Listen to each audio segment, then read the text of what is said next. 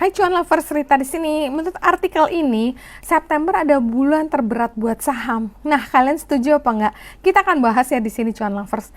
Ternyata September tuh selalu jadi bulan yang penuh tantangan buat saham, terutama di indeks S&P 500. Sejak tahun 1928, S&P 500 tuh selalu turun rata-rata 1,2% setiap bulan September dan menjadikan bulan September tuh bulan terlemah sepanjang tahun untuk pasar saham.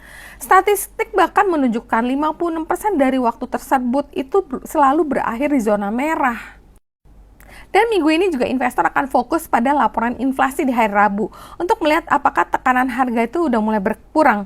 Selain itu, semua mata itu tertera pada sektor teknologi besar seperti Nvidia yang baru-baru ini mengalami penurunan signifikan. Bayangin aja, Nvidia itu turun 14% minggu lalu. Tentang langkah The Fed dalam rapat suku bunga nanti pada tanggal 18 September itu banyak orang tuh nunggu nih hasilnya bagaimana. Banyak tuh yang berharap tuh The Fed bakal potong suku bunga. Tapi banyak juga yang bertanya-tanya nih, apakah yang dilakukan penurunan itu kira-kira 0,25 atau lebih agresif 0,5. Semua keputusan The Fed itu kan pasti bakal berpengaruh ke pasar nih. Nah, habis itu masih ada lagi laporan pekerjaan atau job report yang Agustus kemarin kan kelihatan banget tuh lemah hingga membuat perkiraan tuh muncul kekhawatiran bahwa ekonomi Amerika tuh mulai goyang.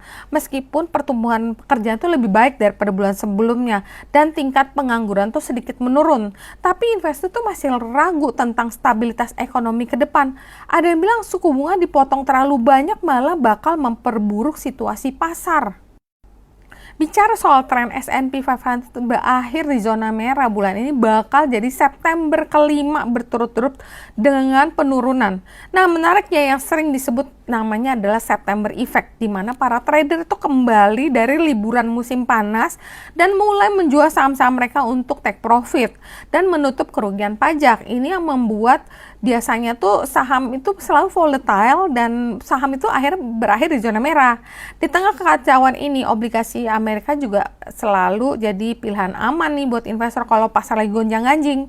Hasil obligasi 10 tahun itu turun ke 3,71% level terlemah tahun ini. Biasanya ketika pasar saham bergejolak, investor tuh pindah nih ke obligasi untuk perlindungan.